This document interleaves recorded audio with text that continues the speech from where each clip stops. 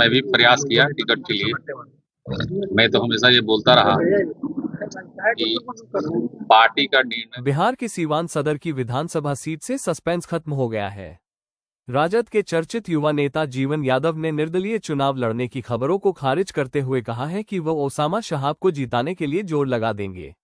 Media से बातचीत के दौरान जीवन यादव ने सीवान सदर के उम्मीदवार अवध बिहारी चौधरी का नाम तक नहीं लिया। हालांकि उन्होंने ओसामा शहाब के लिए जीत की कामना करते हुए मंत्री बनाने की भी इच्छा जाहिर की। इसके साथ ही उन्होंने ये भी बताया कि किस शर्त पर चुनाव नहीं लड़ने का फैसला लिया है। बता दें कि राजद ने अवध बिहारी चौधरी को टिकट दिया है। अवध बिहारी वर्तमान में भी सदर से विधायक है। बीते दिनों जब जीवन यादव ने राजद ज्वाइन किया तो ऐसा माना जा रहा था कि इस बार अवध बिहारी का टिकट काटकर जीवन यादव को दिया जाएगा। हालांकि ऐसा कुछ नहीं हुआ। बहरहाल आइए जानते हैं कि जीवन यादव ने मीडिया से क्या कुछ कहा। हाल ही में हम आरजेडी ज्वाइन किए। माननीय श्री यशस्वी भावी मुख्यमंत्री तेजस्वी प्रसाद यादव जी के संरक्षण में हमारे भाई ओसामा साहब के द्वारा, हिना मैडम के द्वारा मैं भी प्रयास किया टिकट के लिए।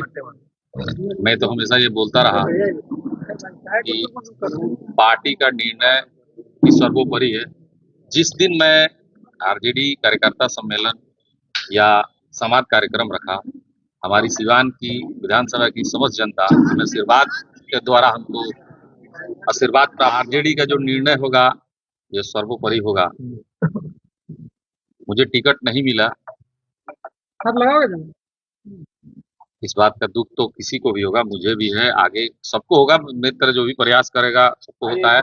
खुशी इस बात की है कि ये आरजेडी की सरकार बन रही है और आरजेडी की सरकार और हम माननीय तेजस्वी जी बिहार के मुख्यमंत्री बन रहे हैं।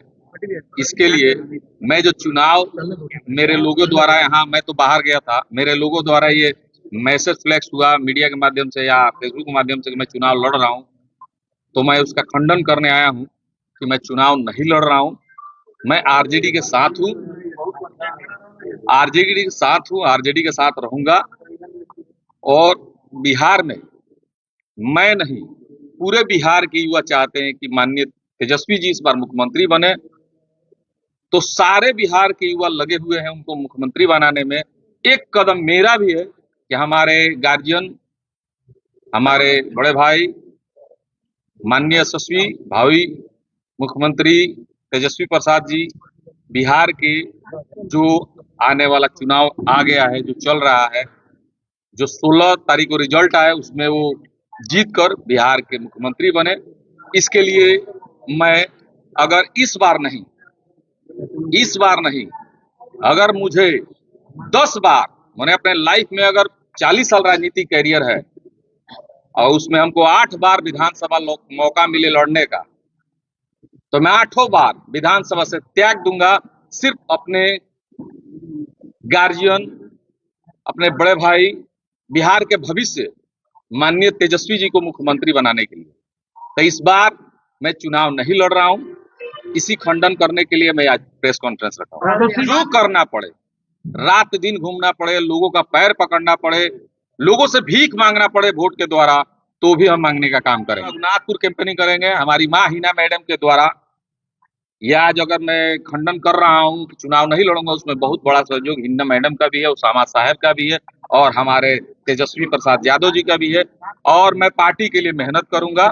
मेरा मेन उद्देश्य है बिहार में सरकार बने, हमारे भाई ओसामा साहब विधायक बने, सरकार में मिनिस्टर बने, मिनिस्टर बन के हमारे जिला के लिए कुछ। हमारा जो मेन लक्ष्य है, मैं जितना सक्षम, मेरा घर रघुनाथपुर बॉर्डर पे पड़ता है, जो मेरा घर के बगल में रघुनाथपुर बॉर्डर है, तो मैं रघुनाथपुर के लिए कैंपेनिंग करूंगा। अगला कैंडिडेट हम हैं 2025 के बाद चुनाव आरजेडी कोई भी लड़ेगा, उसमें हमको अहम भूमिका मिलेगा। इसका कहना है, ओसामा साहब के भी कहना है, हिना मैडम का भी कहना है कि इस बार आप चुनाव मत लड़िए, आने वाला कोई भी चुनाव होगा उसमें अहम भूमिका होगा, आपको लड़ाया जाएगा। पार्टी के द्वारा का मेरा जो डेट है, मैं नामांकन का डेट मेरे लोगों द्वारा दिया गया था। मुझे चुनाव लड़ना होता तो मैं सिवान जैसे कैंपेनिंग किया था, उसके बाद टिकट में मैं भी लगा हुआ था, ऐसा नहीं, मैं भी प्रयासरत था पटना था कि मुझे भी टिकट मिले, मुझे टिकट नहीं मिला। आरजेडी की सरकार बने, इसके लिए मैंने कहा है ना कि अगर तेजस्वी जी को मुख्यमंत्री बनाने के लिए 8 बार मुझे विधायक की चुनाव ना लड़ना पड़े तो मैं नहीं लड़ूंगा। हम सिवान के लिए कैंपेनिंग हर विधानसभा के लिए बोले ना, मेन टारगेट है मेरा, हम जितना सक्षम उतना ही नहीं करेंगे। हम रघुनाथपुर में कि बिहार में सरकार बने आरजेडी की और युवाओं का भविष्य सुधरे, रोजगार पलायन जो तेजस्वी जी ने कहा है मुख्यमंत्री बने और बिहार के लिए जो उन्होंने सोचा है वो करे, इसके लिए हम भगवान से भी प्रार्थना करेंगे और दमखम से भी। सवाल का जवाब है मेरा एक ही है, माननीय तेजस्वी जी को मुख्यमंत्री बनाना है।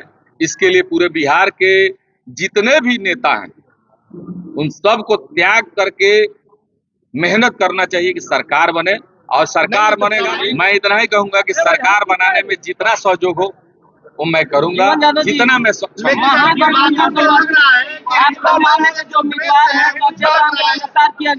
गलत है, नहीं करना चाहिए उनको गिरफ्तार। चुनाव का कोई बड़ा मामला नहीं था, छोटा मोटा केस था, दो राजनीतिक शिकार हो गए हैं।